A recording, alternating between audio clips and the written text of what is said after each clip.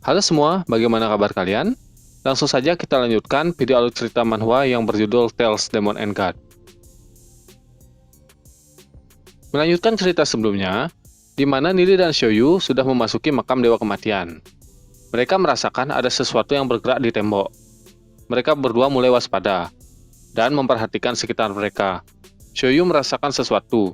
Dia melihat makhluk aneh yang datang mendekat. Nili mengatakan kalau makhluk itu adalah Ghoul dan mengingatkan Xiaoyu agar tidak lengah karena makhluk itu beracun. Xiaoyu mengeluarkan kemampuannya.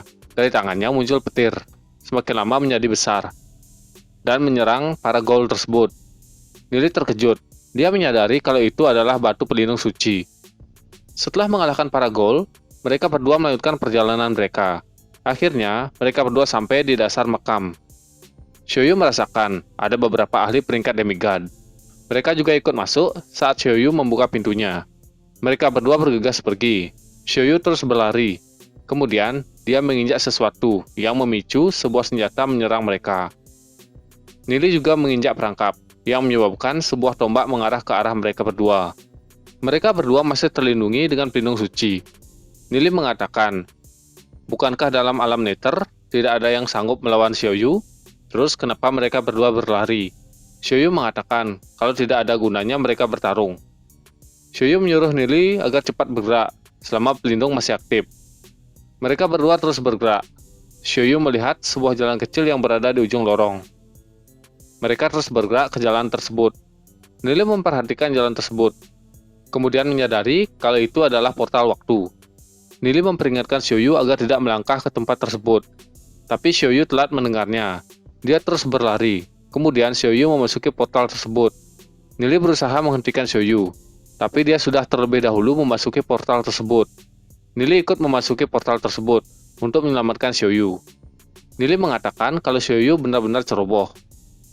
Mereka dua memasuki portal. Nili berusaha menggapai Xiaoyu. Xiaoyu tidak bisa melakukan apa-apa. Nili merasakan distorsi ruang dan waktu terlalu kuat. Dia tidak bisa menahannya. Bagian pakaian Xiaoyu yang Nili pegang akhirnya robek. Karena itu Nili memegang kerah baju milik Xiaoyu. Kemudian Nili memegang tubuh Xiaoyu. Dia berusaha membangunkannya dari pingsannya. Mereka berdua pun jatuh. Xiaoyu mulai menggeliat. Itu membuat Nili kesal. Karena itu dapat membahayakan mereka berdua. Mereka berdua pun berhenti terjatuh. Kemudian mencoba mencari cara untuk menghentikan portal tersebut. Nili melihat ke sekelilingnya untuk mencari kekuatan hukum kematian. Kemudian, Nili bergabung dengan roh iblis pandanya. Dia mencoba mengeluarkan 10 kali lipat semburan yin yang. Semburan itu melesat di dalam portal ruang dan waktu. Kemudian, ledakan pun terjadi. Nili merasakan distorsi ruang dan waktu sudah melemah. Akhirnya mereka keluar dari portal dan terjatuh ke dalam air. Nili pun berenang. Dia melihat ke sekelilingnya untuk menemukan Xiaoyu. Mereka berdua berhasil sampai di kedalaman makamnya. Arus air itu sangat kuat. Nili merasakan kalau di dekat sana pasti ada pintu masuknya. Nili melihat sesuatu di dinding. Terdapat sebuah lukisan. Dalam lukisan tersebut terlihat pertarungan di langit. Nili mempertanyakan dari era mana lukisan tersebut. Dia terus memperhatikan lukisannya. Di sana terdapat gambar menuju langit. Jalan itu menuju ruang dan waktu. Di ujung ruang dan waktu terdapat ahli yang menjaganya. Di balik para ahli tersebut, terdapat sebuah istana yang mengapung. Nili terkejut kalau itu adalah alam reruntuhan drakonik. Nili bergumam kalau alam itu adalah alam yang pernah ia kunjungi di kehidupan sebelumnya. Ternyata, era pada lukisan tersebut sudah mengetahui alam drakonik. Dari lukisan tersebut, kelihatannya orang-orang di sana sudah mengamati benua ilahi. Mereka bahkan menyaksikan perang para dewa spiritual. Tapi mereka tidak mengirimkan para ahli ke tempat ini. Apa mereka pikir itu tidak perlu? Atau mereka tidak bisa datang ke tempat ini? Misteri tersebut hanya bisa dipecahkan setelah Nili menembus peringkat legenda dan mencapai alam takdir langit. Hanya dengan begitu, Nili bisa masuk ke alam reruntuhan drakonik. Sedikit penjelasan tentang alam reruntuhan drakonik. Alam tersebut merupakan alam yang tingkatnya lebih tinggi dibandingkan benua ilahi. Menurut pedoman kultivasi Dao, kekuatan jiwa seseorang hanya bisa mencapai peringkat legenda, dan mereka yang memahami kekuatan langit dapat menembus ke alam takdir langit. Akan tetapi, keberadaan yang paling terkuat di benua ilahi merupakan para dewa spiritual. Tingkatan para dewa spiritual sebetulnya berada di bawah ahli peringkat takdir langit. Namun, para dewa spiritual dapat menggunakan kekuatan yang setara dengan ahli peringkat takdir langit, serta memiliki kehidupan yang kekal.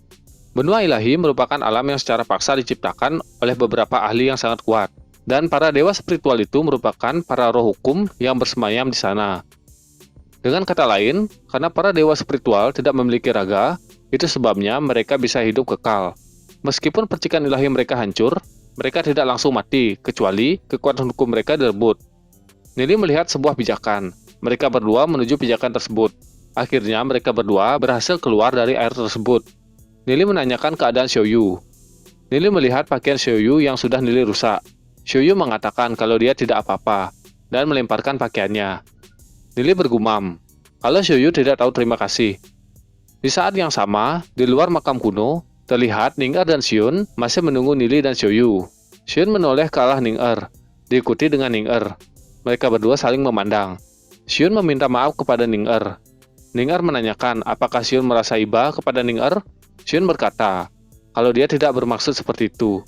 Xion mengatakan, padahal Ning Er mengenal Nili terlebih dahulu. Tapi Ning Er pun memotong perkataan Xion. Ning Er mengatakan kalau Nili menyukai Xion. Itu adalah pilihannya. Ning Er menyukai Nili itu juga adalah pilihannya sendiri. Tidak ada yang bisa disalahkan. Ning Er berkata, meskipun Nili dan Xion sudah bertunangan, tapi mereka belum menikah. Seperti hubungan Ning Er dan Senpei sebelumnya. Ning Er masih belum menyerah untuk mendapatkan Nili. Xion pun terdiam mendengar perkataan Ning Er. Seseorang menyapa Xion dan Ning Er. Ternyata itu adalah Wuyu dan komplotannya. Wuyu tidak menyangka kalau akan bertemu dengan Xion secepat ini. Wuyu juga menanyakan gadis yang bersama Xion. Dia terlihat cantik. Wuyu menanyakan di mana Nili, apakah dia meninggalkan Xion di sini? Xion pun maju dan melindungi Ning Er. Xion menyuruh Wuyu agar segera pergi. Kalau tidak, Xion akan menyerang mereka. Wuyu pun tertawa mendengar perkataan Xion. Wuyu berbicara dengan Tianling. Tianling berkata, kalau mereka berdua ikut dengan Tianling, maka Tianling dan Wuyu tidak akan memperpanjang urusan ini lagi. Tianling mengeluarkan aura yang sangat kuat. Ning Er berkata kalau mereka masih memiliki gulungan yang diberikan oleh Xiaoyu. Kalau gulungan itu tidak mempan, Ning Er akan menahan mereka dan melindungi Xion. Xion berkata kalau mereka bisa melarikan diri, maka mereka harus melakukannya bersama-sama. Kalau mereka berdua berhasil selamat, Xion berharap mereka bisa seperti dulu lagi, menjadi saudara yang baik satu sama lain. Bagaimana kelanjutan ceritanya? Jadi kita akan lanjutkan pada video selanjutnya. Jangan lupa like, komen, dan subscribe. Terima kasih.